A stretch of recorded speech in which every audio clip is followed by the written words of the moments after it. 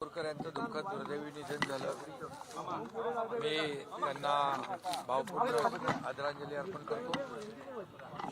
शिवराज पाटील चाकूरकर हे लोकसभेचे अध्यक्ष म्हणून त्यांनी कामगिरी केली. अनेक पदं त्यांनी भूषवली. काँग्रेसचे ज्येष्ठ पदाधिकारी म्हणून त्यांनी काम केलं. राजकारणामध्ये त्यांच्या जाण्याने एक राजकीय पोकळी न भरून येणारी निर्माण झाली. मी त्यांना पुन्हा एकदा आदरांजली अर्पण करतो. हे दुःख बचवण्याची ताकद त्यांच्या कुटुंबियांना ईश्वराने द्यावी अशी प्रार्थना करतो. आज रवींद्र चव्हाणांची प्रेस झाली, काल रात्री बैठक झाली होती.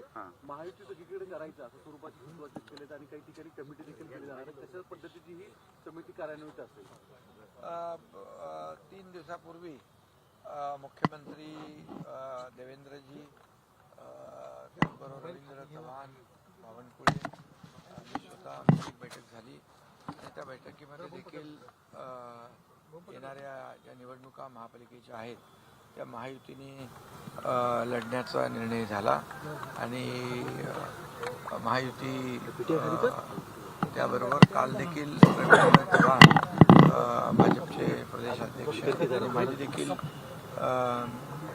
चर्चा झाली. या चर्चेमध्ये देखील महायुती लढण्याचा निर्णय झाला आणि त्याप्रमाणे बोलणी देखील सुरू झालेली आहेत आणि स्थानिक पातळीवर देखील स्थानिक ज्या कमिट्या आहेत आमच्या पदाधिकाऱ्यांच्या त्या एकमेकांच्या बरोबर चर्चा करतील आणि जिथं कुठं अडचण येईल त्या ठिकाणी वरिष्ठ त्याच्यामध्ये हस्तक्षेप करून तिथली अडचण दूर करतील. काही ठिकाणी राष्ट्रवादी काँग्रेसला बाजूला ठेवलं जाणार का? कारण अनेक पदाधिकाऱ्यांना संधी द्यायची नाही, असा कोणालाही बाजूला ठेवण्याचा विषय नाही. आम्ही महायुती म्हणूनच लढणार आहोत. त्यामुळे ही आता चर्चा सुरू झालेली आहे स्थानिक पातळीवर देखील आणि आमच्या वरिष्ठ पातळीवर देखील. त्यामुळे महायुतीच निवडणूक मजबूतीने लढेल आणि आपल्याला माहीत आहे की गेल्या 2.5 वर्षाचा मुख्यमंत्री पदाचा माझा काळ आणि आता आमची सेकंड इनिंग देवेंद्रजींची यामध्ये 3.5 वर्षाच्या कारकिर्दीमध्ये या महाराष्ट्रामध्ये जे विकासाचे प्रकल्प लोकाभिमुख कल्याणकारी योजना हे लोकांच्या समोर आहे, महाराष्ट्राच्या जनतेच्या समोर आहे आणि त्यामुळे आम्ही कामाच्या जोरावर विकासाच्या अजेंड्यावर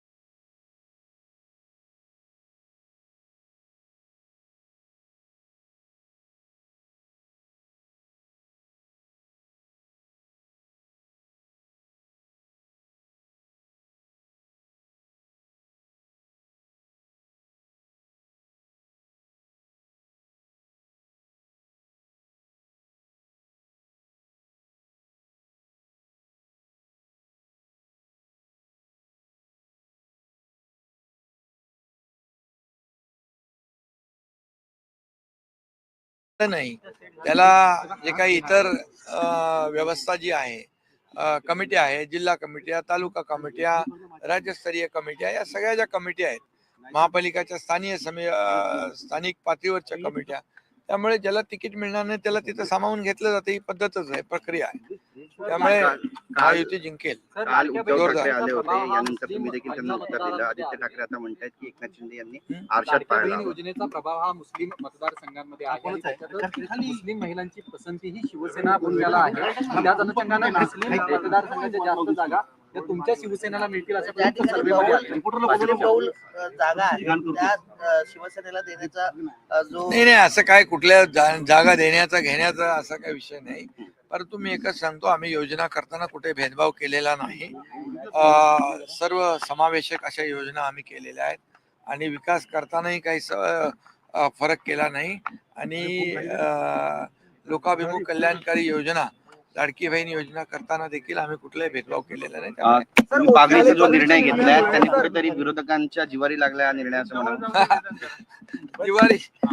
जिवारी लागण्याचं कारण नाही. त्यांनी खरं म्हणजे सरकारला धन्यवाद दिला पाहिजे, कारण गेल्या अनेक वर्षापासून हे प्रश्न प्रलंबित होते.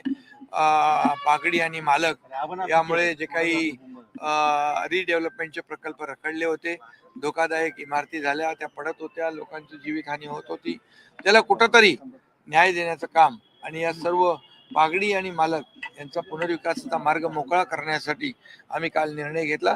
यामध्ये मालक जे आहेत आणि जे पागडीधारक आहेत त्यांना दोघांनाही आम्ही त्यामध्ये न्याय देण्याचा ठरवलेला आहे आणि म्हणून पागडी मुक्त मुंबई अशा प्रकारचं जे लोकांची अपेक्षा होती ती देखील या ठिकाणी दूर होईल. पागडीमुक्त मुंबईच्या बाबतीत आदित्य ठाकरेंनी असं म्हटलंय की हे बिल्डर धाडजीनं सगळं निर्णय हा घेण्यात आलेला आहे आणि बिल्डरांना या सगळ्या जागा द्यायच्या त्याच्याबद्दलची टीका केली. पागडीमध्ये राहणारे लोक सर्वसामान्य आहेत, बिल्डर नाही आहेत, विकासक नाही आहेत, हे समजून आधी घेतलं पाहिजे. आणि ज्यांना कायम बिल्डरांचीच भाषा समजते त्यांच्याबद्दल काय बोलणार. मी एवढंच सांगतो की हा निर्णय ऐतिहासिक आहे, क्रांतिकारी आहे, मुंबईतल्या लाखो लोकांना तो दिलासा देणारा आहे आणि म्हणून तो निर्णय आम्ही घेतलेला आहे. त्याचबरोबर ओसीचा देखील निर्णय आम्ही घेतलेला आहे. ओसीमुळे पुनर्विकास थांबलेला आहे. त्यामध्ये विजेचं पाण्याचं बिल निवासीला दुप्पट असतं, व्यवसाय कमर्शियलला चौपट असतं. त्याचबरोबर ट्रान्झॅक्शन होत नाहीत, खरेदी विक्री होत नाही, बँकांची लोन मिळत नाहीत, पुनर्विकासामध्ये अडथळे येतात. त्यामुळे ओसीचा जो गेल्या अनेक वर्षापासूनचा प्रश्न आहे, 28,000 केसेस प्रलंबित आहेत आणि म्हणून 28,000 इमारती आणि ह्या जवळपास 13,000 14,000 इमारती ज्या आहेत पागडीच्या, या लाखो लोकांना हा दिलासा आहे. त्यामुळे विरोधकांच्या पायाखालची वाळू सरकली आहे. आता काय होणार? आता मुंबईकरांचे जे गेले अनेक वर्षापासूनचे प्रश्न त्यालाच आम्ही डायरेक्ट थेट हात घातल्यामुळे, त्यांना न्याय देत असल्यामुळे विरोधकांची पंचायत नक्की झालेली आहे. काल एक सर्वे आला ज्यामध्ये 150 जागा जवळपास तुम्ही जिंकताय असा एक सर्वे मुंबई महानगरपालिकेचा. आता ठीक आहे ना, जे आता आम्ही काम करतोय महायुती म्हणून, ते त्याचा परिणाम निवडणुकीमध्ये तर दिसेलच. शेवटी मुंबईकर हा शून्य आहे. आम्ही मुंबईसाठी केलेली कामं जी आहेत ते आपण पाहतोय.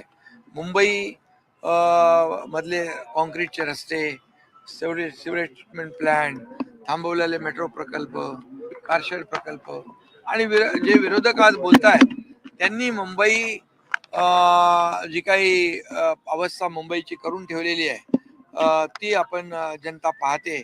त्यामुळे मोठ्या प्रमाणावर SRA प्रकल्प क्लस्टरच्या माध्यमातून, धोकादायक इमारती क्लस्टरच्या माध्यमातून मुंबई बाहेर फेकला गेलेला मुंबईकर पुन्हा मुंबईमध्ये आणण्याचं काम जे आम्ही म्हणतोय ते आम्ही करून दाखवतोय. त्यामुळे हे विरोधक आता त्यांना पराभव समोर दिसू लागलेला आहे. त्यामुळे असे आरोप प्रत्यारोप होतील. मुंबई ठाण्यामध्ये महापौर लक्ष देत नाही. सर, मुंबई ठाण्यात महापौर कुणाचा असेल? महापौर महायुतीचा असेल. महायुती जोरदारपणे जिंकेल.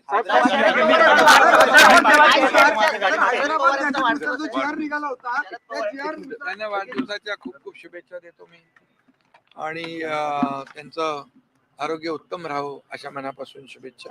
साहेब, तुम्ही दिल्लीमध्ये काही दिवसांपूर्वी अमित भाईंची भेट घेतली होती, यामुळेच महायुतीची स्टाईल